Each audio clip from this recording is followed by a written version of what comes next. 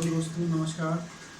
मैं आपको पढ़ा रहा था नंबर सिस्टम। ये नंबर सिस्टम का पार्ट 2 है और मैं आज आपको पढ़ा रहा हूँ ये जो लास्ट टॉपिक था, परफेक्ट नंबर।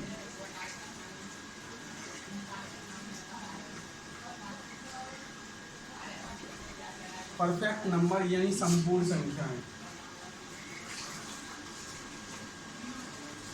संपूर्ण संख्याएं तो मैंने आपको यहाँ बताया था कि वे संख्याएं जिनके अपवर्तकों का योग संख्या के मान से 2 गुना हो तो वे संख्याएं कहलाती हैं संपूर्ण संख्याएं। जैसे 6 और 28। जैसे 6 के अगर मैं अपवर्तक देखूं 1, 2, 3 और फिर 6, यानी जो 6 है वो 1 से डिविजिबल है, 2 से डिविजिबल है, 3 से डिविजिबल है और स्वयं 6 से भी डिविजिबल है। और इनका अगर मैं सम करूं तो हो जाता है आपका 12। तो इसी प्रकार ये कौन सी संख्या है? संपूर्ण संख्या। 1 से 100 तक के बीच में संपूर्ण संख्याएं आपकी ये हैं 6 और 28।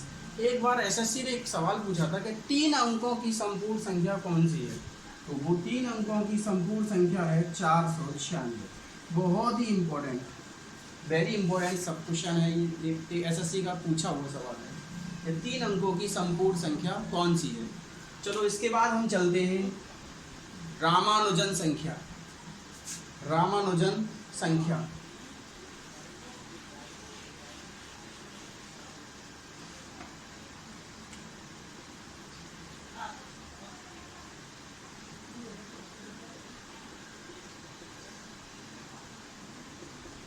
या इसको बोलते हैं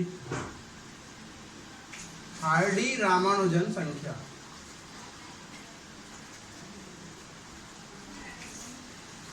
ये आपकी संख्या है 1729। यही एक संख्या है, इसको रामानुजन संख्या या हार्डी रामानुजन संख्या कहते हैं। रामानुजन जो थे वो संख्याओं के मैजिशियन यानी जादूगर थे एक तरह से।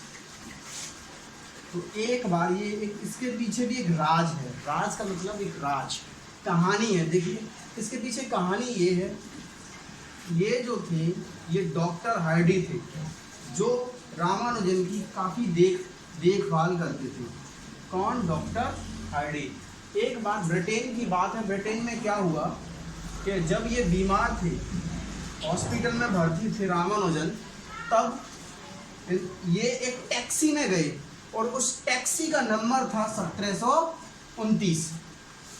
तो उन्होंने कहा रामानुजन से, आज मैं बड़ा चिंतित हूँ कि एक टैक्सी जिसमें मैं आया था उसका नंबर 1729 था, उसका नंबर। तो रामानुजन ने कहा ये तो बहुत ही लकी नंबर है, ये तो बहुत ही लकी नंबर है, ये 2 संख्याओं के घनों के योग के बराबर है। मीन्स ये वही संख्या है जैसे 12 का क्यूब प्लस 1 का क्यूब, यानी 12 का क्यूब 1728 प्लस 1 का क्यूब 1 यानी 1729। गुड। और इधर देखिए 10 का क्यूब प्लस 9 का क्यूब यानी 1000 प्लस 729 यानी 1729। बिल्कुल यहाँ यही संख्या है। इसे रामानुजन 2 संख्याओं के घनों के योग के बराबर आता है, जिसका सम वही रामानुजन संख्या है। यही एक रामानुजन संख्या है जिसको बोलते हैं 1729। चलिए यहाँ की कहानी खत्म होती है, अब हम आगे बढ़ते हैं और अब बात आती है परिमेय संख्याओं की। क्या? परिमेय संख्याओं की।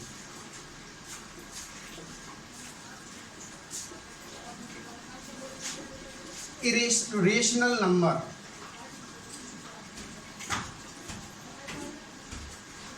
यानी परिमेय संख्याएं। रेशनल नंबर यानी परिमेय संख्याएं, वे संख्याएं जो रेशनल नंबर जो है वे संख्याएं जो P/Q के रूप में लिखी जाती हैं। वे संख्याएं जो अंश बटे हर के रूप में लिखी जाती हैं, जहां Q is not equal to 0, Q 0 के बराबर न हो। वे संख्याएं जो P/Q के रूप में लिखी जाती हों लेकिन Q जो है वो 0 के बराबर न हो, तो वे संख्याएं कहलाती हैं रेशनल नंबर यानी परिमेय संख्याएं। अब देखिए जैसे 1/2, 3/4, 5/6, 7/8, 22/7, ये सब के सब परमेय संख्याएं हैं। और इधर देखिए, जीरो भी एक परमेय संख्या है। जितने भी पूर्ण संख्या 0, 1, 2, 3, 4, 5, 6, ये सब के सब परमेय संख्या हैं। और इधर देखिए, √4, √9, √16, ये सब के सब परमेय संख्याएं हैं। और इधर देखिए 0.31, इस पे बार, ये भी एक परमेय संख्या है। अगर किसी पे बार लगा है तो वो परमेय संख्या कहलाती है, क्योंकि हम इसको भिन्न में लिख सकते हैं। अगर मैं इसकी बात करूं, यानी 0.31 पे बार, इसको लिख सकते हैं 31/99। तो ये भी एक क्या है, परमेय संख्या, यानी जिसे P/Q के रूप में लिख सकते हो, वो परमेय संख्या है। जैसे 0.32 पे बार, 0.25 पे बार, 0.3 पे बार, ये सब के सब क्या हैं, परमेय संख्याएं हैं। चलो, ये क्लियर हो गया होगा। वैसे इससे ज्यादा कुछ है नहीं, ये सबसे बस ये मान लीजिए, इससे ज्यादा कुछ नहीं है परमेय संख्याओं में। यहां से सवाल पूछे जाते हैं, ये सवाल 0 पूछा जाता है। चलिए अब हम बात करते हैं अपरिमेय संख्याओं की। क्या? इरेशनल नंबर, अपरिमेय संख्याओं की।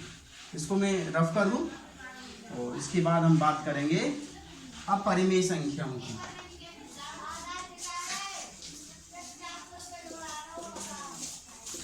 अपरिमेय संख्याएं, इरेशनल नंबर,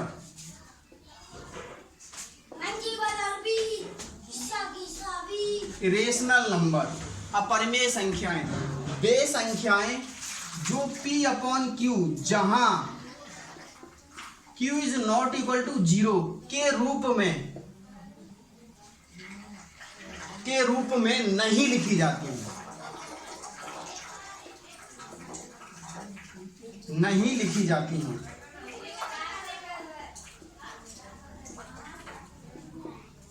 नहीं लिखी जाती हूं, क्या कहलाती हैं? अपरिमेय संख्याएं। अपरिमेय संख्याएं कहलाती हैं। अब एग्जाम्पल इसके ज्यादा आते हैं। सबसे पहला जो एग्जाम्पल आपका पाई। पाई एक अपरिमेय संख्या है। क्या है? पाई एक अपरिमेय संख्या है। पाई एक अपरिमेय संख्या, बहुत ही इंपॉर्टेंट एग्जाम्पल है ये आपको।